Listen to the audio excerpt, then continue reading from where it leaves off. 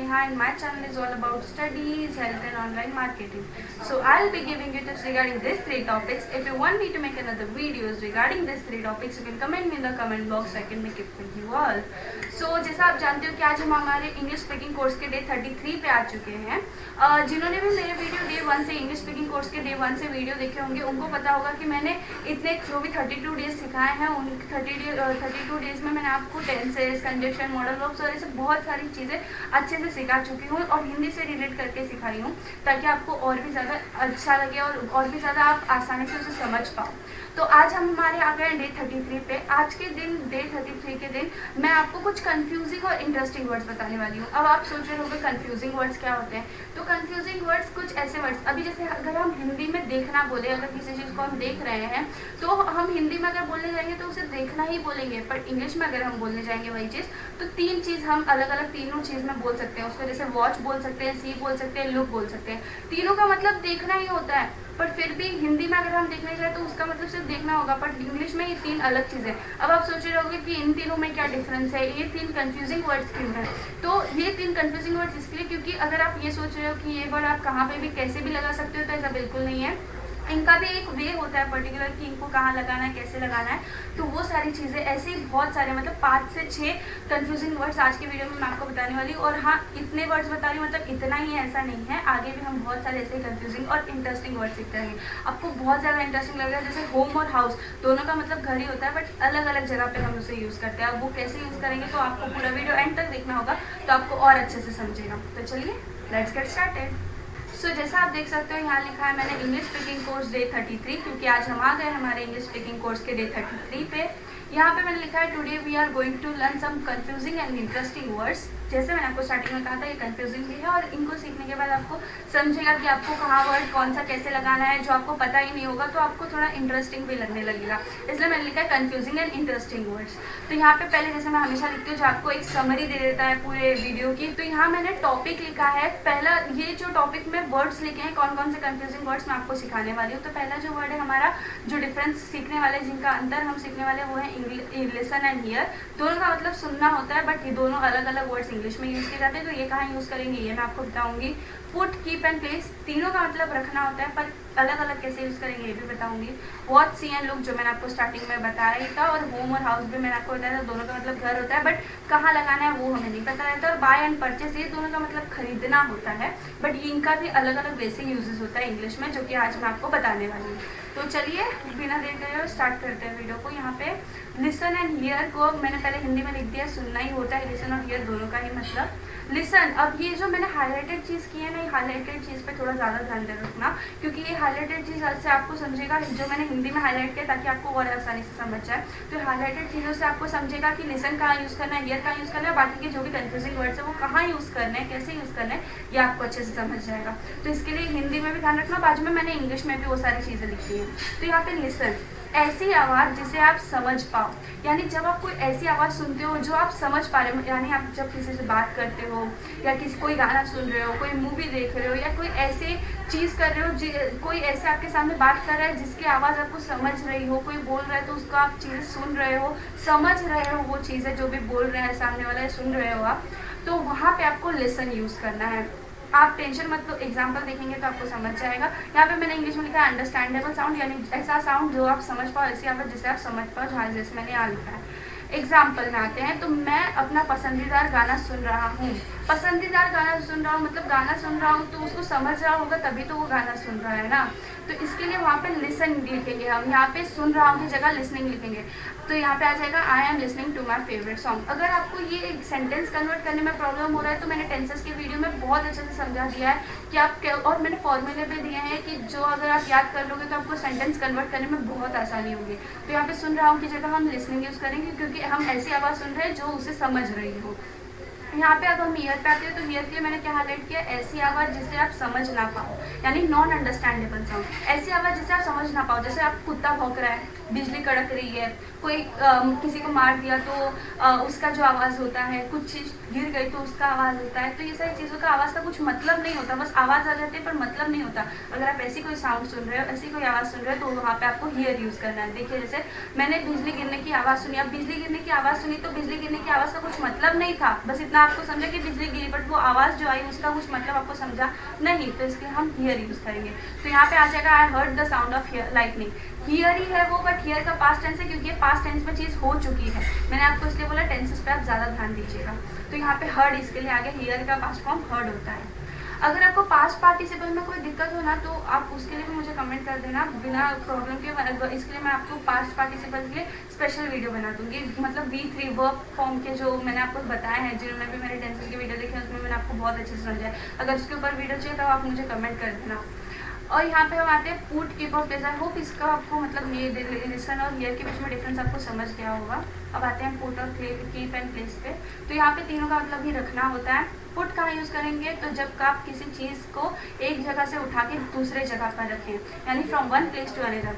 कोई चीज़ जैसा सपोज मोबाइल ले लो, मोबाइल आपका टेबल पे रखा है, बट आपको किसी ने कहा कि टेबल से उठा के बेड पे रख दो, तो आप एक जगह वो मोबाइल रखा था वहाँ से उठा के दूसरी जगह पे रखे हो, तो वहाँ पे आप पुट यूज़ करोगे। हम एग्जाम्पल देखते हैं, सब्जी को किचन पर रखो, यानी सब्जी को किचन पर रखो ज़मीन से या कहीं से उठा के किचन पे रखा है। किचन पे रखने सब्जी को बोल तो रहे हैं, बट कहीं उठा है, कहीं वो पहले से ही पड़ी है वो सब्जी, उसके बाद आप उठा के रख रहे हो। सपोज टेबल पे पड़ी हो, नीचे पड़ी हो, कहाँ पे भी पड़ी हो, वहाँ से आपने उठा के उसको किचन पे रखे, तो वहाँ पे वैसे सेंटेंस में वहाँ पे जो रखना हुआ है यूज सेंटेंस में, वहाँ पे आपको इंग्लिश में जब आप कन्वर्ट करोगे तो पुट यूज़ करना है। तो यहाँ पे आ गया put the vegetables on the kitchen. फिर अब आते हैं कीप पे। तो जब आप किसी चीज़ को हाथ में से कहीं रखो, यानी फ्रॉम हैंड टू प्लेस।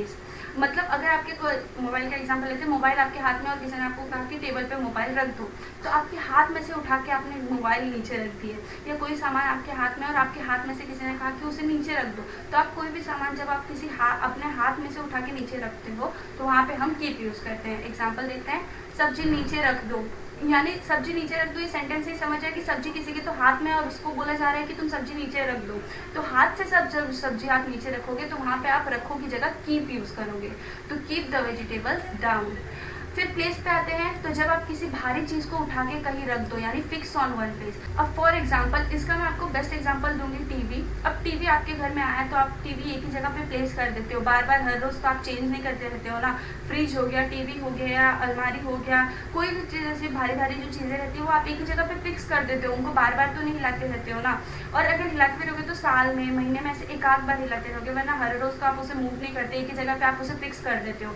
तो जब आप ऐसी किसी चीज़ को रखने की बात करो तो वहाँ पे आपको प्लेस यूज़ करना है। तो यहाँ पे जैसे हमने लिखा है अलमारी यहाँ रख दो, यानी अलमारी एक ही जगह पे आप फिक्स कर दोगे, उसके बहुत महीनों या सालों बाद आप उसे हिलाने वाले हो, इसके लिए अलमारी एक जगह पे फिक्स हो जाती है, इसलिए हम वहाँ पे प्लेस यूज़ करेंगे। तो place the covered here. I hope ये तीनों के बीच में जो भी डिफरेंस है वो आपको समझ गया होगा कि आपको कैसे यूज़ करना है। अगर आपको थोड़ा भी डाउट हो इसमें तो आप मुझे कमेंट में पूछ सकते हो, मैं उसका रिप्लाई कर दूँगी, तो आपका डिफरेंस जो भी आपको कंफ्यूजिंग है वो क्लियर हो जाएगा कन्फ्यूजन। तो यहाँ पे आप आ जाते हैं वॉच, सी एंड लुक पे। वॉच, सी एंड लुक तीनों का ही मतलब देखना होता है, जैसे मैंने आपको कहा था। अब वॉच कहाँ यूज़ करेंगे, तो जब आप कोई गति वाली चीज़ को देखो, यानी इन मोशन और मूवेबल थिंग्स को देखो। जैसे टीवी पे आप मूवी देख रहे हो, मूवी चल रही है, आप किसी इंसान को देख रहे हो, इंसान चल रहा है, या चलते हुए इंसान को देखो, चलते हुए जानवर को देखो, या चलते हुए खिलौने को देखो, तो कोई भी चीज़ ऐसे देख रहे हो आपकी जो चल रही है, तो वहाँ पे आप जब देखना यूज़ करोगे तो वहाँ पे इंग्लिश में ट्रांसलेट करते वक्त वहाँ पे आपको वॉच यूज़ करना है। तो जैसे मैंने लिखा है यहाँ पे, हम मूवी देख रहे हैं। अब मूवी देख रहे हैं मतलब मूवी चल रही है तभी आप उसको देख रहे हो, तो वो गति में है, वो एक मोशन में है। तो इसके लिए आप जब वो देखो को कन्वर्ट करोगे इंग्लिश में तो वहाँ पे आपको वॉचिंग यूज़ करना है, जैसे we are watching a movie. तो ये वॉच आपको यहाँ ऐसी जगह यूज़ करना है जहाँ कोई गति हो। दूसरा सी पे आते हैं, तो जब आप किसी स्थिर चीज़ को देखें, यानी स्टेबल और अनमूवेबल थिंग्स, यानी कोई एक ऐसी चीज़ है जहाँ पे आपने उसको रख दिया फिर वो हिल नहीं रही है वहाँ से, बस आप उसको देख रहे हो। मतलब एक कोई इंसान भी हो सकता है, अगर कोई इंसान एक ही जगह खड़ा है और आप उसको देख रहे हो तो आप उसको सी बोलोगे, वॉच नहीं, क्योंकि वो गति में नहीं है, वो एक जगह खड़ा है। आप मूवी देख रहे हो, मूवी चल रही है, मूवी देख रहे हो, तो आप वहाँ पे वॉच यूज़ करोगे। बट अगर आप सिर्फ टीवी को देख रहे हो तो वहाँ पे आप सी यूज़ करोगे, क्योंकि टीवी तो चल थोड़ी ना रहा है, टीवी गति में नहीं है। तो कोई भी चीज़ स्थिर चीज़ को, अगर एक ही जगह पे रहने वाली चीज़ को आप देख रहे हो तो वहाँ पे आपको सी यूज़ करना है। जैसे मैंने बंगलो देखा, अब बंगलो एक ही जगह होगा, बंगलो चल तो नहीं रहा होगा, बंगलो गति में नहीं होगा, एक जगह बन गया है तो वहीं पे रहेगा, तो इसके लिए हम वहाँ पे सी यूज़ करेंगे। आई सॉ द बंगलो, सी का पास्ट पार्टिसिपल फॉर्म सॉ होता है, तो इसके लिए पास्ट टेंस में जब आप लिखोगे ये देख रहे थे, मतलब पास्ट टेंस में आ गया, इसके लिए हमने वहाँ पे सॉ लिखा है। लुक पे आते हैं, तो जब आप किसी चीज़ को ध्यान से देखो या लगातार देखो, यानी कंटिन्यूसली लुकिंग, अगर आप किसी चीज़ को बहुत ध्यान से देख रहे हो, सपोज टीचर पढ़ा रही है, आप उसको ध्यान से देख रहे हो, या आप ये वीडियो ध्यान से देख रहे हो, या कोई भी चीज़ जिससे आप एकदम मतलब उसको एक ही टक नज़र से देख रहे हो, ऐसे बोलते हैं ना, तो वैसे ही एकदम ध्यान लगा के देख रहे हो, कोई चीज़ को कंटिन्यूसली देखे जा रहे हो, तो वहाँ पे वो आपको जो देखना है उसको कन्वर्ट करते वक्त लुक लिखना है। तो यहाँ पे जैसा हमारा एग्जाम्पल है, तुम ये किताब ध्यान से देखो, ध्यान से देखने की बात हो रही है। जब भी आप ध्यान से देखने की बात करो तो वहाँ पे आपको लुक लिखना है। तो you look at this book carefully, देखो की जगह आपको लुक लिखना है। तो आई होप आपको ये तीनों का भी मतलब समझ गया होगा, आपको कैसे यूज करना है। वॉच गति में, सी स्थिर में, और लुक ध्यान से देखते वक्त। अब आते हैं होम और हाउस, जो कि आपको थोड़ा इंटरेस्टिंग लगने वाला होगा। यहाँ पे घर होता है दोनों का मतलब, पर अब आप सोच रहे होंगे कि ये दोनों अलग अलग कहाँ लिखते हैं हमसे। तो अब आप देखते हो, होम हम ऐसी जगह लिखते हैं जब एक घर में 3 से 4 लोग ही रहते हो, यानी न्यूक्लियर फैमिली या स्मॉल फैमिली हो, तो वहाँ पे हम होम यूज़ करते हैं। जब भी हम सेंटेंस कन्वर्ट करेंगे घर का, तो हम वहाँ पे होम यूज़ करेंगे। तो जैसे मैं अपने बच्चे के लिए घर देख रहा हूँ, बच्चे के लिए, अब बच्चा अकेला रहे या बच्चा अपने मम्मी पापा के साथ रहे या बच्चा अपने बीवी बच्चों के साथ रहे, तो भी वो अकेला मतलब एक न्यूक्लियर फैमिली, स्मॉल फैमिली है, जॉइंट फैमिली नहीं होगी। बच्चे के लिए घर देख रहा हूँ, उन्होंने स्पेसिफिक बोला है, तो वहाँ पे जॉइंट फैमिली नहीं, न्यूक्लियर फैमिली होगी। इसके लिए हम वहाँ पे होम यूज़ कर रहे हैं, तो इसलिए हमने लिखा है यहाँ पे I am looking home for my child. इसलिए हम यहाँ पे हाउस यूज़ नहीं करेंगे, क्योंकि सिर्फ चाइल्ड के लिए होम देख रहे हैं। चाइल्ड अकेला रहने वाला है या ज़्यादा से ज़्यादा में मम्मी पापा के साथ रहेगा, तो वहाँ पे एक स्मॉल फैमिली होती है, इसलिए हम यहाँ पे होम यूज़ कर रहे हैं, हाउस यूज़ नहीं करेंगे। हाउस अब कहाँ यूज़ करेंगे, तो जब एक घर में 2 या 3 से अधिक लोग रहते हो, यानी जॉइंट फैमिली या बिग फैमिली हो, तो वहाँ पे हम हाउस यूज़ करेंगे। अब कैसे, मैं अपने परिवार के लिए घर ढूंढ रहा हूँ। अब इन्होंने स्पेसिफिक बताया कि परिवार के लिए घर ढूंढ रहा हूँ। परिवार बड़ा ही होगा, जाहिर सी बात है। जॉइंट फैमिली होगी या बड़ी फैमिली जब भी किसी की होगी, तो वहाँ पे आपको हाउस लिखना है। जब भी आप घर को ट्रांसलेट करोगे तो हाउस लिखना है, जैसे I am finding house for my family. तो जब भी आप ज़्यादा लोगों के लिए घर ढूंढ रहे हो तो आपको हाउस ढूंढ रहा है। और जब इन शॉर्ट अगर आप हिंदी में देखने जाओ तो घर ही बोलेंगे, आप उसको घर ही बोलोगे कि घर ही ढूंढ रहा हो। बट जब आप इंग्लिश में कन्वर्ट करोगे तो आपको होम या हाउस थोड़ा बहुत ऐसे आप कैसे भी बोल सकते हो। आप होम को हाउस, हाउस को होम भी बोल सकते हो, बट आप जब ऐसे प्रॉपरली यूज़ करोगे ऐसे वर्ड्स को तो थोड़े इंप्रेसिव लगते हैं। इसके लिए मैं आपको ये सारी चीज़ें बता रही हूँ, तो आप थोड़े इंप्रेसिव वे में ये सारी चीज़ें बोला करो। तो यहाँ पे आई होप आपको होम और हाउस के बीच में भी डिफरेंस या अंतर अच्छे से समझ गया होगा।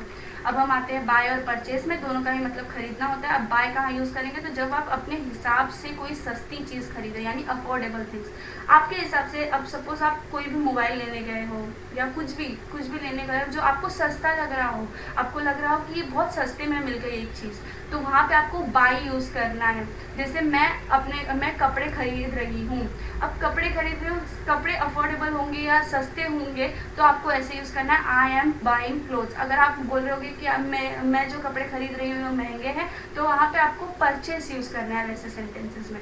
यानी आप जब अपने हिसाब से कोई सस्ती चीज़ खरीदो तो वहाँ पे आपको बाय यूज़ करना है। और परचेस का पूरा उल्टा है परचेस में, कि जब आप कोई ऐसी चीज़ खरीदो जो आपके हिसाब से महंगी हो, यानी एक्सपेंसिव हो, एक्सपेंसिव थिंग्स, यानी आप कोई महंगी चीज़ खरीद रहे हो, फॉर एग्जाम्पल टीवी, घर या कार, ऐसी कोई चीज़ जो आपके हिसाब से महंगी आपको लग रही हो, तो वो ऐसे सेंटेंसेस में आपको परचेस यूज़ करना है। यानी मैं घर खरीदूंगी, अब घर ले रहे हो तो घर जाहिर सी बात है थोड़ा तो महंगा हो गई, तो इसके लिए हम वहाँ पे परचेस यूज़ करेंगे, that I will buy a house. तो आई होप आपको बाय और परचेस में भी जो भी डिफरेंस है वो अच्छे से समझ गया होगा।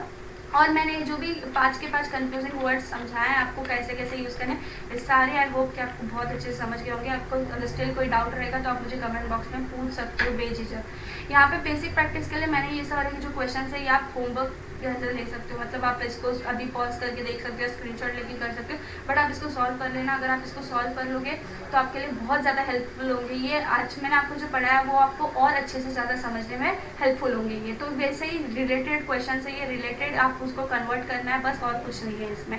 हिंदी में दिया, इंग्लिश में कन्वर्ट करना है, दैट्स ऑल। और ये बाकी कुछ कंफ्यूजिंग वर्ड्स है, जैसे मैंने आपको कहा था, मैंने जितने कंफ्यूजिंग वर्ड्स बताए उतने ही नहीं है, तो बहुत भी कंफ्यूजिंग वर्ड्स है। दोनों बाय ही बोला जाता है, पर ये बाय का मतलब परचेज होता है, ये बाय का मतलब प्रीपोजिशन होता है। ये दोनों वीक है, ये 7 डेज है, बट ये एक फीबल मतलब कोई कमजोर इंसान, तो वैसा वीक यूज किया जाता है। यहाँ पे ब्रेक ये दोनों का भी मतलब, ये सारे कुछ कंफ्यूजिंग वर्ड्स है, इसका भी आप स्क्रीनशॉट ले सकते हो, या तो फिर इसको भी स्टॉप करके एक बार रीड कर लो, आपके लिए ईजी होंगे। तो आई होप आपको ये पूरी चीज़ें बहुत अच्छे से समझ गए होंगे। मैं फिर से ये कहूँगी, स्टिल आपको कोई डाउट हो तो आप मुझे कमेंट बॉक्स में पूछ सकते हो। So I hope you like my video, and if you liked it, please like, share and subscribe my channel so I can make other videos for you all. And subscribe कर देना, क्योंकि ऐसे ही बहुत सारे confusing words हम आगे के video में सीखते जाएंगे. So thank you for watching. Bye bye.